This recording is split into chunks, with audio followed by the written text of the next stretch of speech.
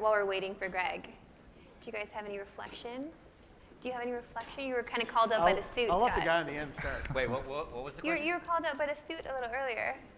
Mike and I go way back, obviously. I actually worked for a company called GotFrag, which was a media kind of website, ESPN-like coverage site years and years ago, mostly Counter-Strike, but then other games. And we were enemies for a while, then we were friends for a while. MLG ended up buying GotFrag, so I worked very closely with Mike for a while. So we've got a cool relationship, though. And to his point, he calls himself a suit, right? But there was a time when literally you would go to an MLG event or some of these events 15 or so years ago, and he was the only suit in the building. Like, so we would give him grief because he was the businessman to Sundance's kind of operational hip guy, right? So they tag teamed really well, but he literally was the suit Mike, right? That's what we called it. So good stuff, Mike. Crushed it, Mike. All right, now that we're all here, let's do, I guess the title of this fireside is Publishers in Esports Franchising and the Predictability of an Esports Life, if that is such a thing. Let's just do a little TLDR, though, on who y'all are. I want to start, we'll go at the end there. Greg? Sure. My name's Greg Laird. I am the CEO of Chaos Esports Club, recently acquired by GG Group. We have teams in Dota 2, Rainbow Six, CSGO, and Battle Royale. Okay. Scott Smith, currently semi-retired. Like I said, I've done some stuff over the years. I was a team owner. I helped run GotFrag, helped run Evil Geniuses that got bought by Twitch several years ago. So I've done a lot of things in the esports space since about 1999. My game is Counter-Strike, so it came out in 1999. Still going strong on its new version. Again, currently kind of semi-retired, but as Steve alluded to in his little speech, something about a studio maybe happening, might have some involvement in that. Let's just leave it at that for now. Announcement of an announcement, as we call it in esports, but yeah. Yeah, the Twitter teases. And then I guess the thing I actually do actively is there is one independent player association in esports. You know, you think about sports, you think about players associations, right? Counter-Strike, we formed one last year. The CSPPA is up and running, and it is an official, real deal player association to kind of keep an eye on and everything to do with the player's life of Counter-Strike. League of Legends does have one. It's kind of run by Riot, and Overwatch and a lot of other people are talking about doing them for their games. But so I'm actively involved in that. I'm an advisor of the player association and kind of always very much an advocate of player rights, player needs, those kind of things in the space. Important and needed. Ovi.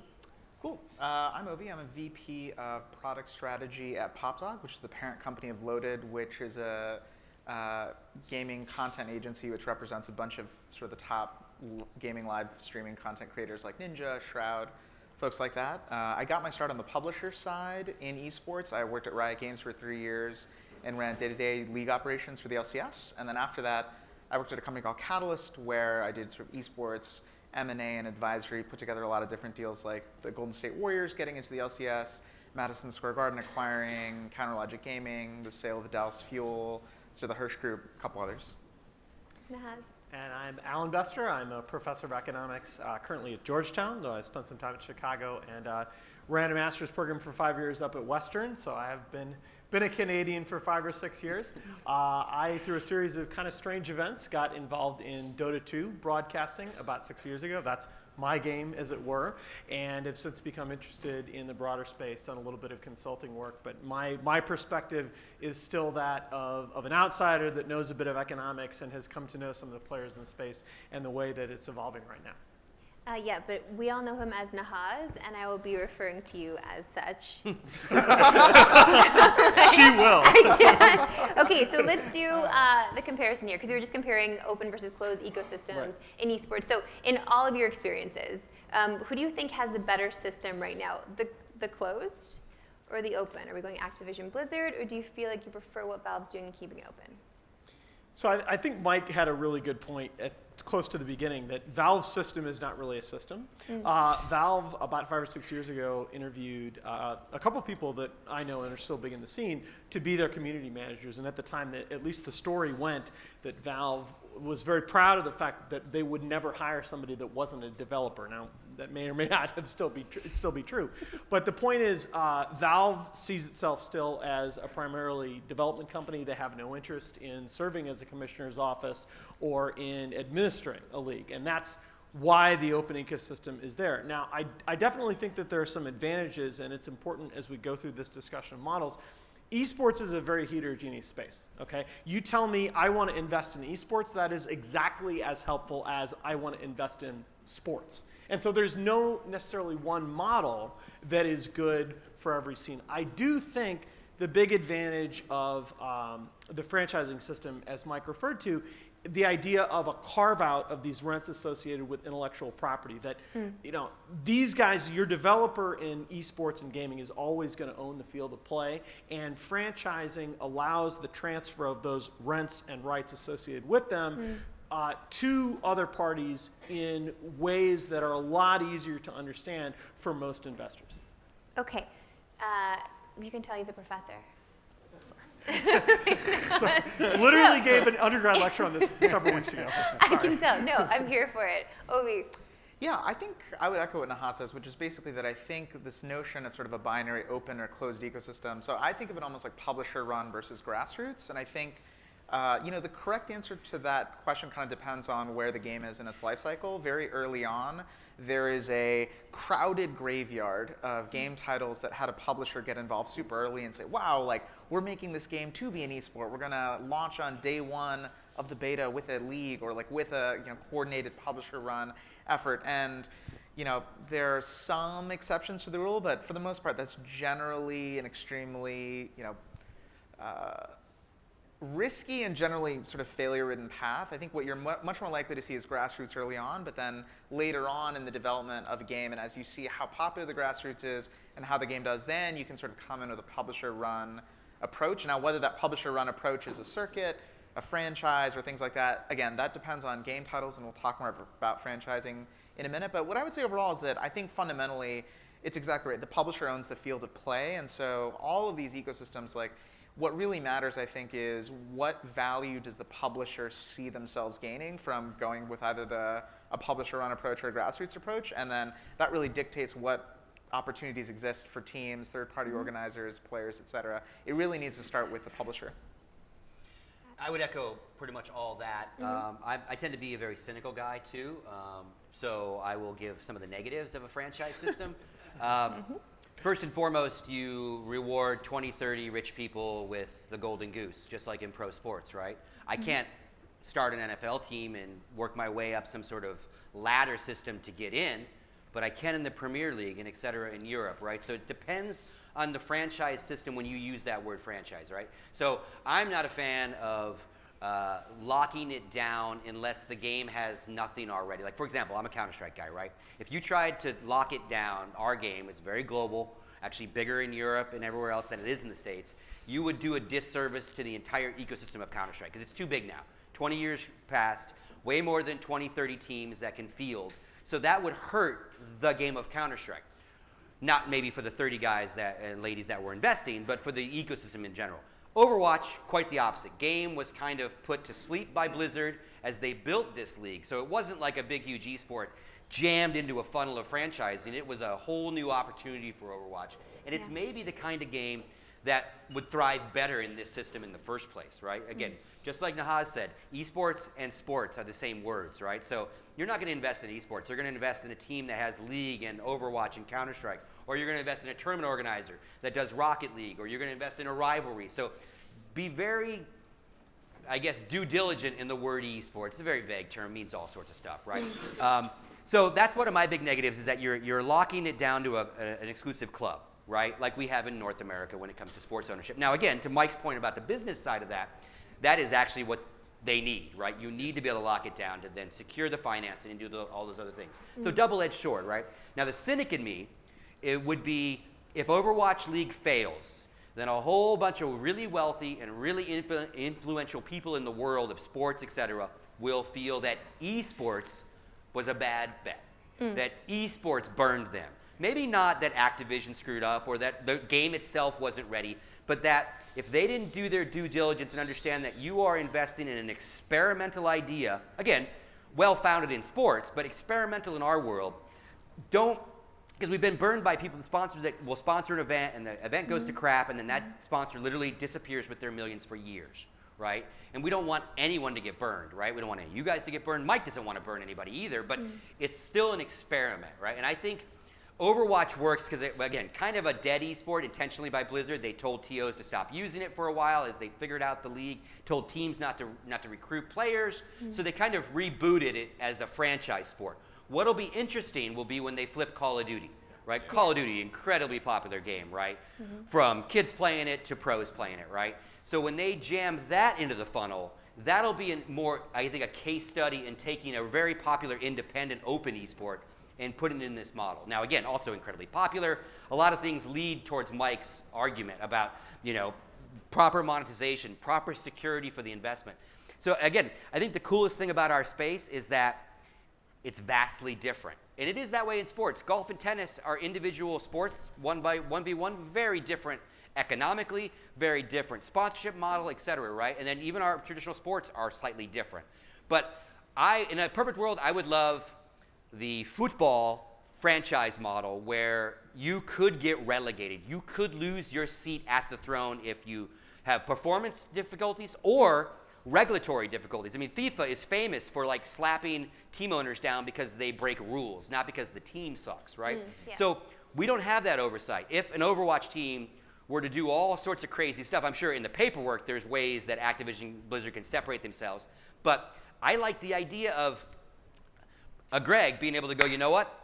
I'm going to try to get an Overwatch team. And it's not just a matter of like writing the right check. It's a matter of starting in this farm league, working your way up, getting out of relegation, and now you're at the big show, right? North American sports is not like that at all. European sports, very much like that. And that would be the perfect middle ground for me on the franchise world. Yeah, I think, as a team operator, I should say we have no teams currently in franchise games, so that should give you at least some indicator of our opinion. But I think the franchise model in general has a lot of upside for a team as a sponsor. Beyond even having ownership of IP, the scheduling that goes into franchise leagues is much further out, like on the year cycle, not the quarter cycle. So when you're looking for sales and sponsorships, it's much easier to know what you're selling. You have a better idea of what your inventory is. With the homestand games in Overwatch League, there's a whole nother opportunity there that other leagues don't have. So for me, I think there's a middle ground somewhere. I'm not perfectly happy with all the franchise opportunities right now. I'm also not completely happy with the closed or the open ecosystem that Valve has. I think that some combination between the two, there is a sweet spot. Rainbow Six is a really interesting game with an interesting publisher that has taken a bit of a different route to try to bring teams into their games. It's not strictly a franchise model, but they do have in-game monetization, which is pretty similar to some franchise models. For me, my big issue with franchise leagues is when you kill or stall the organic growth of a game, I think you're doing yourself and your publisher a huge disservice because there's momentum there that gets stopped. And I think Overwatch League is an example of that where it did get stopped for a while, and a game where you can look where that's never happened or happened less, I think, is League of Legends, where they sort of started a little bit more organically and they've grown into this franchise model over the last few years. And I think like the LEC is actually a great league to look to as like, this is a very well set up league. They have done a great job this year of securing sponsorships. And obviously, there's some revenue share among the teams. So there's huge benefit to all the operators in the space when something like that can happen. So, for me, we operate very heavily in Dota, very heavily in Counter-Strike. And, I love those games for very different reasons. I previously was a commentator in Dota like Alan. I worked at a primarily Dota 2 tournament organizer. But those open systems definitely have their problems as well because you have an event like the International, which can cast a shadow over the rest of the year and really alter the way the ecosystem works from month to month because people are looking, and players especially, are kind of looking towards this big marquee event with 30 million in prizes or whatever it ends up being this year. Oh yeah, it's up there now. What is it? Yeah, over? it's up. It's I think it's 30 mil. It's at like 30 now or like, something. It's like 25. It's Okay. almost 30. It's going to be 30. It's gonna be And 30. the one thing It's I would definitely add, being a player association guy, right, and very much player rights focused and looking at how sports form their associations, I also then look at the franchise model. And again, don't tell everyone I talk so nice about the franchise model, right? 'Cause I'm not known to talk nice about the franchise model. I know. I'm very surprised right now, Scott. I gotta say. I don't even know who I am anymore. Yeah. It must be because I'm in Canada. You're also changed it. nice and everyone's polite. Sorry. A player association working with a single league like traditional sports allows collective bargaining agreements. It allows better rev share. So on a player side, for that golden set of players, you have one set of people to talk to across the table. In Counter-Strike, we have 9 tournament organizers that we have to try to get on the same page, whether it's tournament standards for how tall chairs should be or revenue shares or anything like that. So there is a whole lot of cool things from the player perspective if, franchising does work. Now, Overwatch does not have a player association. I have heard they are discussing it. They're trying to figure out how to do it. And the players have to be angsty enough and activist enough to want to create one. That's how it happens in sports, that's how it's happened in Counter-Strike. But I do see that as a very positive for, again, the elite player to then have that, again, just like pro sports, those player associations are why these athletes make as much money as they do now, right? Right. Because they fought for it, right? Whether it's pieces of the broadcast revenue or merch or actual just higher salaries, free agent, all the different things that go with the CBA. So again, I think there's a lot of positives to it, but it's very game specific, and again, I think you have to be very nervous in the experiment. Sure. Well, let's talk about specifics with games. Let's talk about franchising specifics, really, because I want to know if you guys really do believe in this franchising model, or does it just depend on the game? I'll start with Greg. Personally, like I said, I think I'm a believer in general of the franchise model. I think it has a lot of upside. I think one aspect, for instance, that should be included in almost all franchise leagues is some form of relegation. I think that buying into a league and basically guaranteeing that you're going to be there forever does a huge disservice to the players, to the other teams, to everyone involved in the community. So I think that when you go to set up a primary league, you also need to set up a secondary league that has some format to feed teams into it, or open qualifiers, or whatever it is. I mean, the international still has open qualifiers. Yeah. So I think there are lessons to be learned from that as well. But I think in general there are some huge positive effects with franchising as long as it's executed correctly. Yeah, and what we did talk and the pricing, I think, also needs to be that's my big thing. So obviously, when we talk about Riot's franchising and Overwatch, Riot's is not location based. Yeah. They haven't renamed to cities. They're not moving to cities. They run out of Europe for the European side and California for the North American tournaments, right? So slightly different franchise models. I think the geolocation idea, again, getting back to traditional sports, is actually none of us have ever really poo-pooed that idea, because why would you, right? Why would you not want to, get the local fan base excited? That makes everything easier. My biggest proponent was Overwatch itself is really hard to watch. If you're not an Overwatch player, for one, it's really hard to even understand what the hell is going on. You turn into a fighting game. You turn into Rocket League. You even turn into Counter-Strike, and you can very quickly get, oh, they're trying to plant a bomb. They're trying to shoot each other. I got it. You don't know the nuance, but you get it. You turn into League of Legends. You turn into Dota. You turn into Overwatch, and it's a whole bunch of chaos on your screen. Once you know what they're doing, you're blown away by the skill set, right? Again, the city-based stuff means your players can activate there. I think that is awesome. My biggest fear in this experiment is that the ticket price is too expensive. And I'm not an economist, and I'm not Mike Sepso, right? So, but to me, when I first heard, wait, you're charging $25 million per experiment? Like, these guys are all going to get burned. Now, they're not going to get burned, probably. It's probably going to work out. But to me, that is such a huge amount of money for this thing. And again, in your guys' world, it might be like, hang on, let me just get my wallet out. But for a guy that's seen this thing go from, like, when you got 20 grand a year from SteelSeries, that was a big sponsorship, to all of a sudden someone's going to write a $25 million check. I don't want anyone to get burned, right? Even if it's not my favorite game, like, I don't want anyone to get burned. So I just always thought that was too much money for the experiment. LCS is like half that, right? 13 million, 25. And Call of Duty is supposedly going for like 35, 40 million, depending on the city. They're bidding by cities, right? And again, if there's a demand there, sure, go for it. I'm just a little nervous that a bunch of really good investors who drank some esport Kool-Aid get burned. And then they go, you know what? Not for me. I'm going back to crypto, or I'm going somewhere else, or forget this. I got burned. And no one wants that. Scott, are you saying that Overwatch was not the game? No, I think actually, like, of the games that are out and about that you could have tried this experiment with, what Activision Blizzard did was probably the best game to do it with, right? Because again, they literally, when they had the idea, they basically told TOs no more licenses, you can't throw any more third-party events. Told team owners literally, don't recruit, we're doing something big. So they kind of, again, they killed their game and then brought it back up in a whole new way, right? If you tried to do it with Counter-Strike, if you tried to do it with anything else that's already up and running, Dota, even some of the ones like Rocket League and even some of the newer ones, I think that's my other fear. And I rant a lot, sorry. My other fear is that everyone looks at this and goes, oh my God, Overwatch, Activision Blizzard, Call of Duty, they're developer-wise. Look how much they're charging for this. Look how much Apex, $10 million a team. Rocket League, $20 million a team. Like, the game might not even be able to support, or a game that we don't even know about yet comes out and it's automatically franchised because that's what you do. Right. And I think you have to be very specific with the game, the model, and how you do it. Okay. OV, franchising, are you down? Yeah, so franchising, I think a lot has been said about the positive franchising, and I have even more to add on top of that. But I think that there are some important things to consider with franchising that I think in particular, a lot of the people out there who are having this conversation about franchising, if you think about incentives, are people who have bought into these franchise leagues, and so they're heavily invested to get new people in so that they can pay expansion fees and continue to get the good press, keep the gravy train rolling. Or they're people who either work on behalf of the publisher or an investment bank and are excited to sort of push a deal through, persuade investors that this is a smart way to get ROI.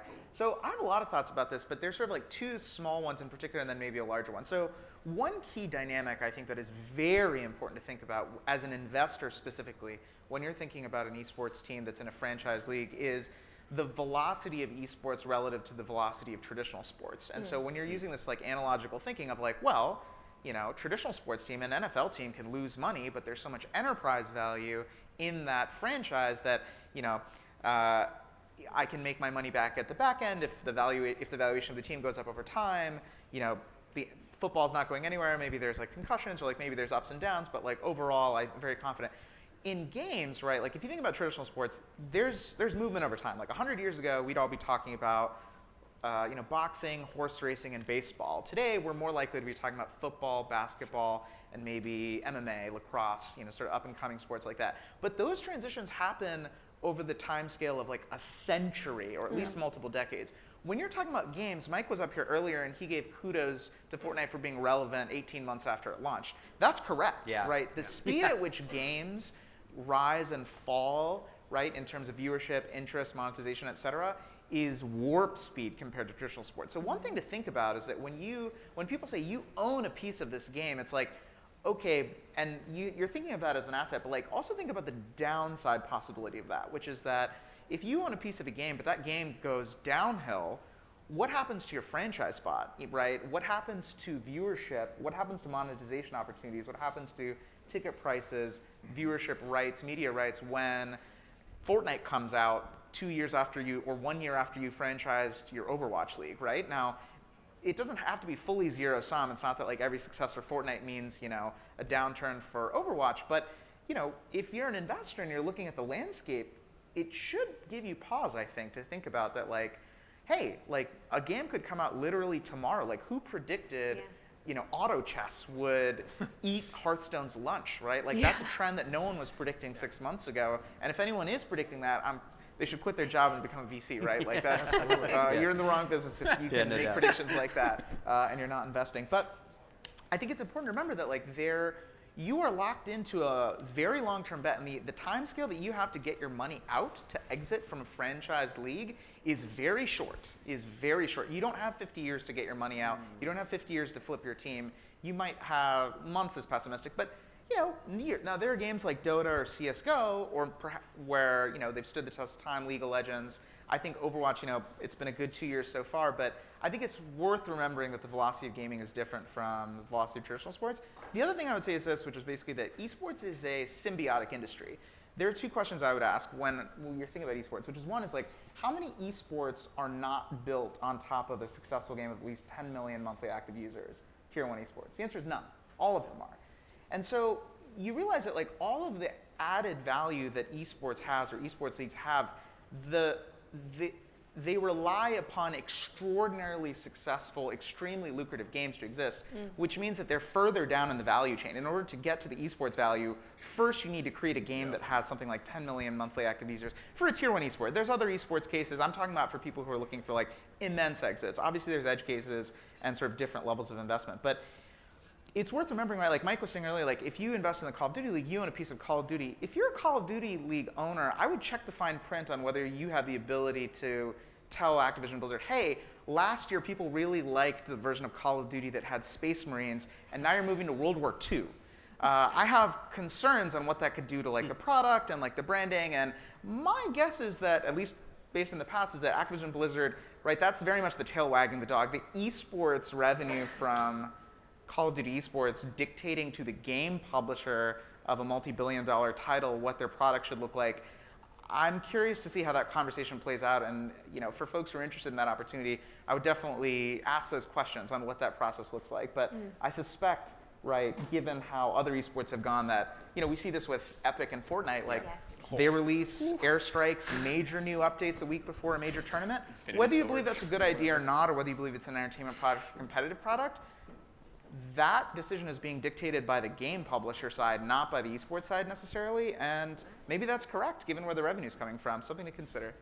I don't know. So it's interesting because when we have these conversations about esports versus casual, it tends to be a binary classification, and I think that's really bad. I think it always needs to be location along a spectrum. And I think Epic looks at Fortnite and looks at its audience and realizes that they're more toward the pure media entertainment side of the spectrum and less toward the traditional competitive infrastructure side. And that's absolutely fine. Okay, that's the right decision for their game. I like the point that Avi made about investment horizon. Okay, that's a tricky thing because you have contact, as somebody with a traditional business background, you have contact with this space and you see how fast competitively things move, and all of a sudden you expect that the investment horizon is going to be similarly compressed. That is not necessarily the case, all right? Like in a lot of different options plays and such, you need to come to terms if you're going to get into esports with the fact that these are investments that are going to lose money quickly and generally make money slowly,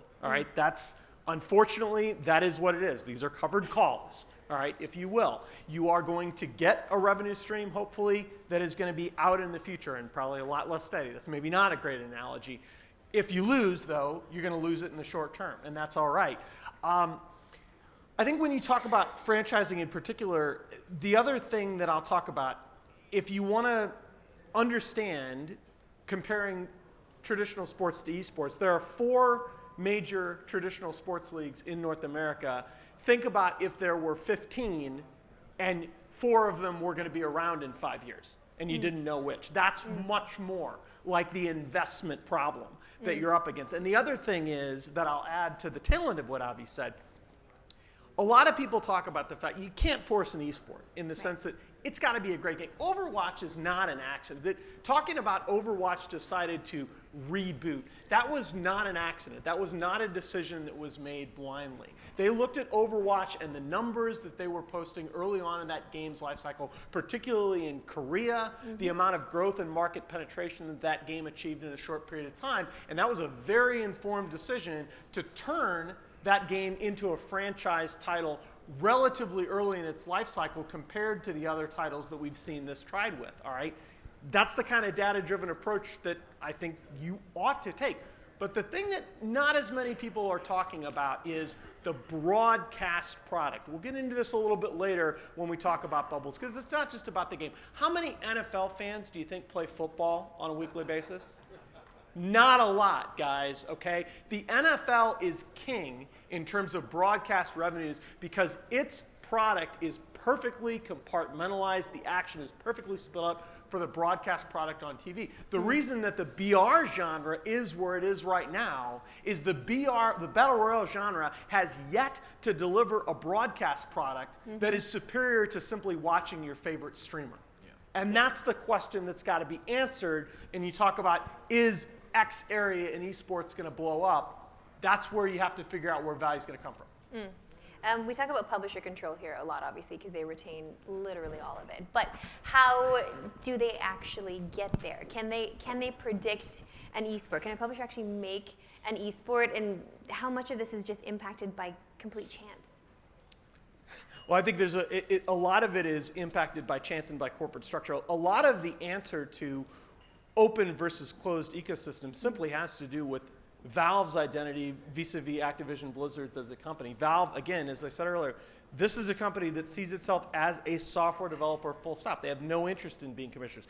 Activision Blizzard, it just so happened that around the time that Blizzard got picked up, that company got a little bit more larger and much more corporate in nature, that Overwatch came along, and there was sort of this coincidence, maybe not a coincidence, but that chain of events that launched Overwatch into this franchise tag. I mean, I think all of us are coming down on the side of franchising is good for the industry in terms of offering an investment product that a lot of people can understand.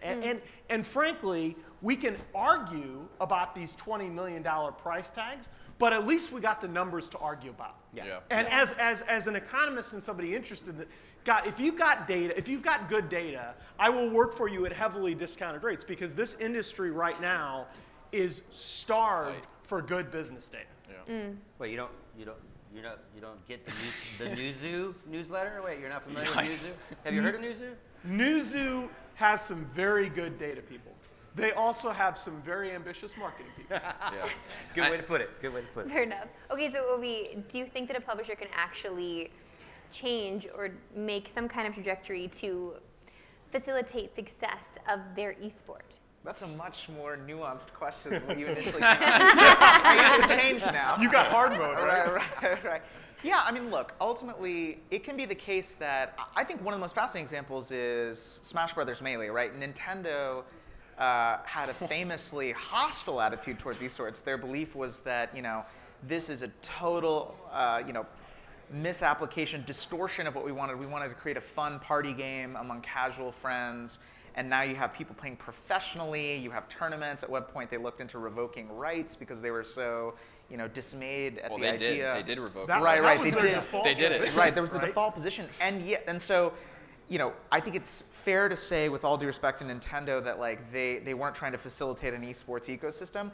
Nonetheless, right, today Melee remains one of the most popular esports, perhaps not a tier 1 esport, but nonetheless, I mean, this is a game that can only really be played on CRT TVs. It's older than it's materially older than a lot of the people actually playing in tournaments nowadays.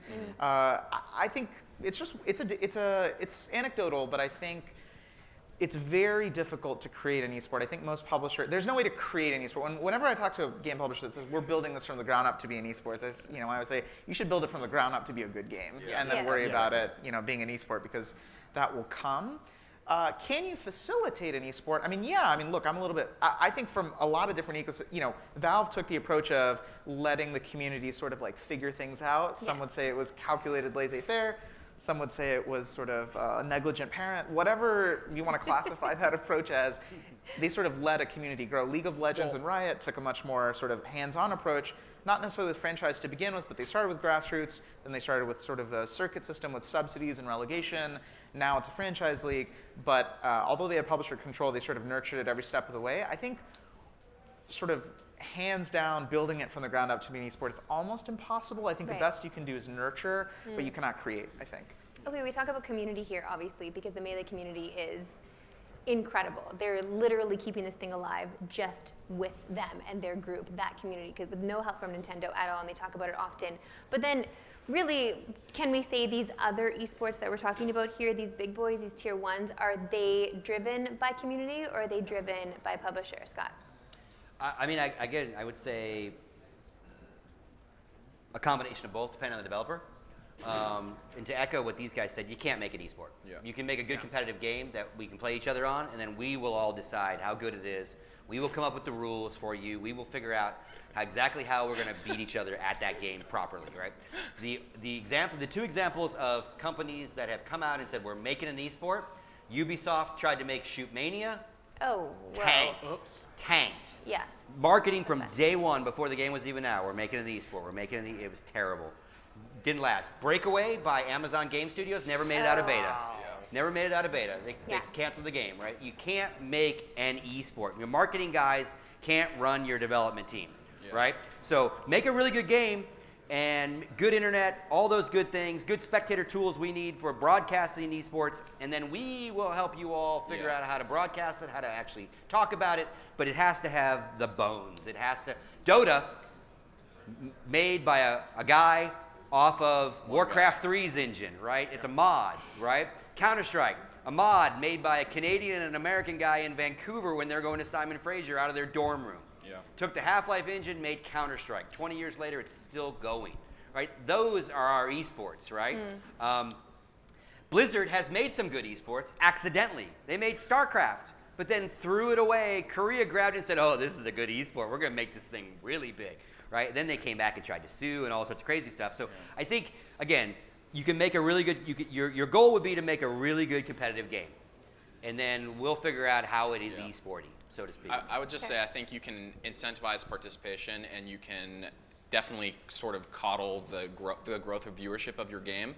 You can help drive viewership with in-game drops on Twitch. You can subsidize prize pool like Valve did and throw $1 million tournament out of nowhere to announce a game. You can also help subsidize the teams. Rainbow Six does that with the pilot program. So there's a lot of things you can do to help foster growth and help encourage the sort of speed of development of your game. And I think Rainbow Six is a cool one to look at because that game was nothing 2 years ago, and they really turned around the game and made it a much better game, a much better esport. But the crucial thing there is they made it a better game. Yeah. And there's only so much you can do with a game that's just not as deep as a game like Dota. And I think when you have a lot of organic growth that you're capturing and encouraging, like they did with Dota, like they did with Counter-Strike, and like they did with League of Legends, you end up with a game with a much longer sort of shelf life. Yeah, but I think it's important when we're talking about facilitating the growth of a title into an esport. I do think what I said before is right, that there's a lot of value that can be added there. Although the game itself being good is a necessary condition. It's like the bar to entry. If the game is not good, then you're kind of wasting your time. But here's the thing: partially because of the nature of the panel, we've talked a lot about franchising. It's important to recognize that a lot of people. A lot of the entities that add value on the way to becoming an esport are not the publisher. Okay? When you talk about the tournament organizers, the ESLs, who played a huge role in developing the competitive ecosystem in a number of these games, like those guys deserve a lot of credit, and those guys deserve consideration as your investment vehicles as well. The ESL's the face, it's the dream hack. One of the things that I worry a little about with franchising, I think, in the spirit of recognizing that esports is incredibly heterogeneous, I think it's a great thing for a tournament organizer like ESL to be able to bring a portfolio of titles to investors and say, look, Mercedes-Benz, we're going to get your brand up in front of X number of viewers of these games, maybe not some games that you object to, but we're going to, no matter which one wins, we're going to put your brand up in front of these audiences. And I think that, again, it's almost a portfolio theoretic approach, your classic diversification, but not enough people are thinking along those lines. And my worry is, as the franchise model continues, that there's going to be way too much emphasis on which particular basket do we put our eggs in, and less people looking at the space as a whole and thinking, hey, how do I get my name out in front of a lot of these different little sub-communities? Because that's what it is. Yeah. There is not ever going to be one dominant esport type. People look at Fortnite and say, okay, well that's, no, okay? Fortnite is still there, but there is never going to be one game to rule them all. Frodo's not going to have to go to Mount Doom, guys, all right? No. What? You're such a buzzkill. Sorry. Nahaz. It's okay. No. Wait a minute, that's good, right? I'm just kidding. I'm not a Fortnite player. It's okay. You're not crushing my dreams or anything. Okay, we're going to take a break soon in about almost 8 minutes, take a little break. But I do want to bring this back to the fact that you guys are talking about, like, a lot of the positives that you're mentioning here, a relegation system, so many other positives that you're mentioning that you would love to see implemented here in these Tier 1 esports. I feel like already exist in games like Rocket League, and you're talking about Rainbow Six as well. I feel like these really are the sleeper esports that are hidden here, that we talk about sometimes, but that haven't been franchised yet, that things could happen with these esports. So what do you see for games like Rocket League, for games like Rainbow Six? Starting with me? Yeah, of course. So Professor. I think Rainbow Six is on a very good path, and I think I was a part of sort of that reboot. They held a big event in Montreal where they recognized that that game had some serious structural flaws, and they were lucky enough to be a part of, Ubisoft is a pretty large and well-capitalized company that's drawing revenue from a lot of different games, and they're saying, look, this game's not what we want, but we still believe in the product.